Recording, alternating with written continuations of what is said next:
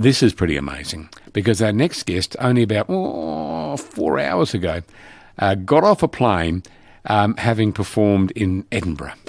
His name is Dr. Anthony Hubmaier, and he is the star of An Unwasted Evening, the star genius of Tom Lehrer, who we lost, well, in US time. He was on the 26th of July, but it was a couple of days ago, and 97 years old. Hello, Anthony Hubmaier. How are you? I'm very well, thank you, Spence. How's the jet lag? Pretty good at the moment. Yes, I'm looking forward to laying my head on a pillow shortly. I bet you are. Gosh. I mean, you were doing this show in Edinburgh? Yes. It's my third year back there, and I have done the show, it's An Unwasted Evening, or it's Another Unwasted Evening. So there's two variations on the same show, just with slightly different songs in there.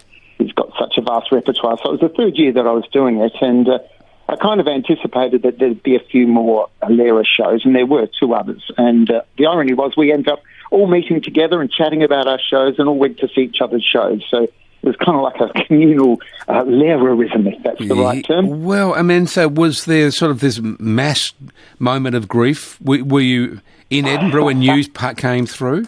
No, we all planned our shows. We discussed it because it had only happened about 2 or 3 days before the Fringe began. So, we all just adapted our shows accordingly. And look, it's better. What is it better to have people speaking about you than not? Yes. So we all did quite well out of it, and very good audiences. My show's a rather mature one, if that's the right term, because I've done it quite a lot of times around Australia. And for the whole 3 years across the Edinburgh Fringe. So really great audiences. They get it. You could say it's a bit of a dying audience, if that's the right term, although the younger generation have started to wake to him, particularly with all the media exposure recently. Yeah. Was he an unlikely satirist, given his academic background? Well, it's an interesting question because realistically he always had a strong passion for musical theatre, and his piano lessons were basically playing show tunes from the 1930s and 40s. So he'd always been copying those styles, and it just so happened he was highly intellectually clever and sort of wrote a poem when his application for Harvard and got in on that 2 years prior to when he should have. And he was astute and being able to, you could say, almost parody serious art song by having the most confronting and challenging lyrics for its day. Yeah. And I think a lot of people find that one of the intriguing parts of his shows, that he was able to be clever enough not to cross the line too much. But in its era, it did seem like he crossed the line a lot. But in today's terms, it's like very clever.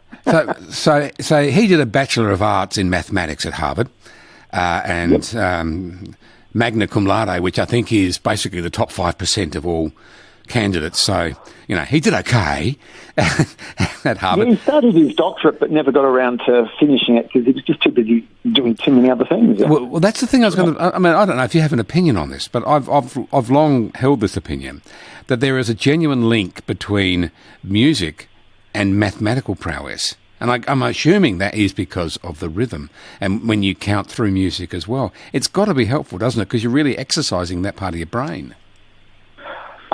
Look, I think music helps everything, but I have a vested interest in saying that. Yeah. Look, no, he was able to, he was a very astute person, and I think there's people, it cross-pollinates in all sorts of ways, but he was passionate about his maths teaching, but he also thoroughly enjoyed and always regarded music as like an entertaining side hobby.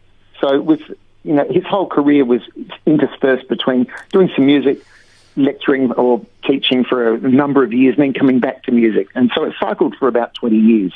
And then he just stayed on with teaching because he couldn't find the inspiration to keep doing the other stuff. But served for a couple of years in the US Army as well.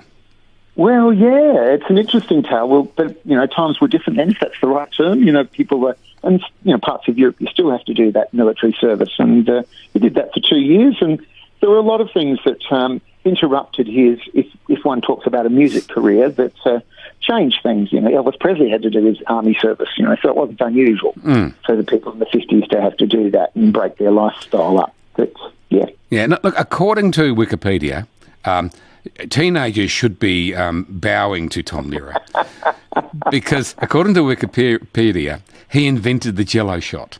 Now, this is quite an incredible coincidence because somebody mentioned this to me the other day, and I said, "What's Jello shot?" I didn't even know what it was, but he is attributed with inventing the Jello shot because there was a ban on alcohol at the base. Well, it sounds a lot like cookies as well, doesn't it? Yeah. Tess, there are many ways one can get around things, but yes, I think he was having a bit of fun as well by saying that as well. Yeah. Well, don't let the facts get in the way. Yeah, correct. Yeah, Keep the story going. Yeah. So, tell me about his musical career, because he had songs banned on the BBC, he had songs banned here in Adelaide. What were they and why? Sure. Look, he had an album that he recorded sort of in 1953 of songs that he'd written over a 3 or 4 year period from late 1940s and early 50s.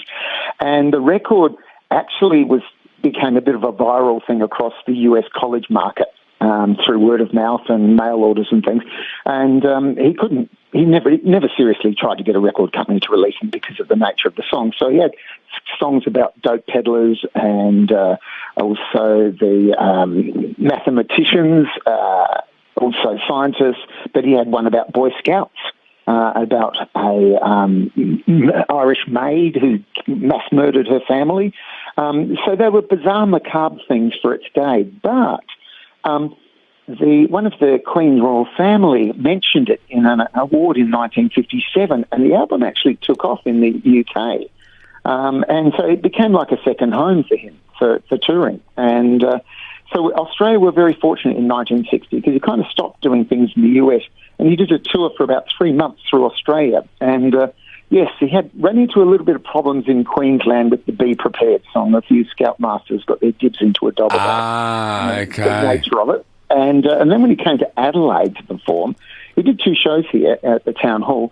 The then Prime Minister, then Premier, I should say,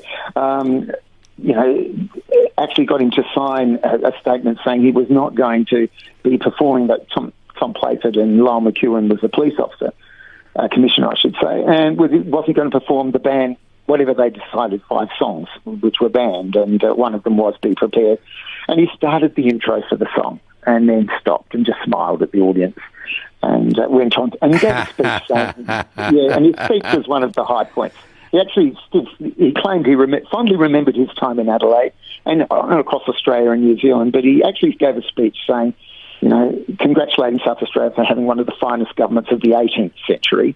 And then saying, reflecting that he, in front of the Lyle McEwen, who was standing at the back of the hall, and then said actually he'd gone too far with that comment and decided they were definitely the finest of the 17th century. So saying it in front of them, real sort of rubbing their nose in it without actually being able to be anything other than just being rude. Yeah. Oh, wow. Was he a good orator? Of course he was. He sort of made the parody of being like a classical concert, except he had the edge to it, so to speak, for its day. And that's something that I've been really able to tap into. I discovered his songs. I knew about them when I was in high school, so that was 40-odd, 50 years ago. But came back to them because I sing with a group called Adelaide Vocal Union. And we're just about to go off to the barbershop conference over in Canberra shortly, and next week actually. But we were doing Poisoning Pigeons in the Park, which is one of his most famous songs. And it's hilarious, of course, the nature of having, enjoying yourself going to see pigeons stricken in the park and thinking you're doing a community service. Yes. Anyway, discovered that there, but because I've got piano skills, and thanks very much to the Australian taxpayer for putting me through university, I've been able to do the songs in his style, but I've been able to adapt them to perhaps a more contemporary feel with more audience interaction, because he was very much about, you sit and laugh here, I'm telling the jokes, they're my songs. So, yeah, I've done it a little bit differently to many other people. Now, can you attribute also to Tom Lehrer your knowledge of the periodic tables? Look, I've often said that never actually helped me memorise them, but I found them incredibly funny, and at least it got me aware that there's such a thing called Promethean, which I had no idea about, but there you go. And it is actually, I think a lot of musicians find list songs challenging to remember, but he was able to group them in a very rhythmic way that, for me, makes a lot of sense. Yeah. And I can do it at speed similar to what he does, which I always thank the audience for singing along afterwards. Yeah, I'm always I'm a big fan of The Big Bang Theory. I know I'm not 17 years old, but I love it. But Sheldon, there was one episode where he was doing that hydrogen, helium, beryllium, all that, going up the stairs, and he missed one. So so he went to the top and started again. Yeah. Well, it's good. Pop culture. Do we have any modern day equivalents? I mean, Tim Minchin springs to mind. Oh, very much so. Look, there's satire's always going to be in flavour with certain people, clever people, and I think Tim mentioned it in a concert in quite often says it's not like an Oasis concert. We have people here with degrees, and he can say all sorts of things and people get it. So yes, he very much is in that same sort of mould. Of course, different generation, different type of appeal with audiences as well. But a very clever man to mention. Yeah. So you'll continue to do this show, Dr. Anthony? Oh, yeah. Look, I do a range of shows, a lot of sing-along type things, which are themed kind of tributes. So this year I took 7 shows over to Edinburgh, and all went very well and actually made a healthy profit, which was lovely. You don't often do that in Edinburgh.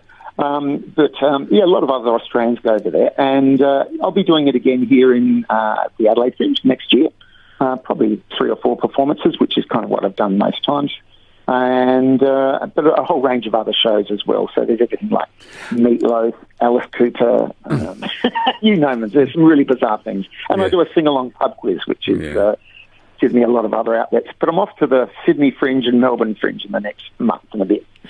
So interestingly, so you say it's actually rare to come away from Edinburgh with a profit. How do you fund it? You just basically take a punt yourself. You basically put yourself forward, and wear all the risk, do you?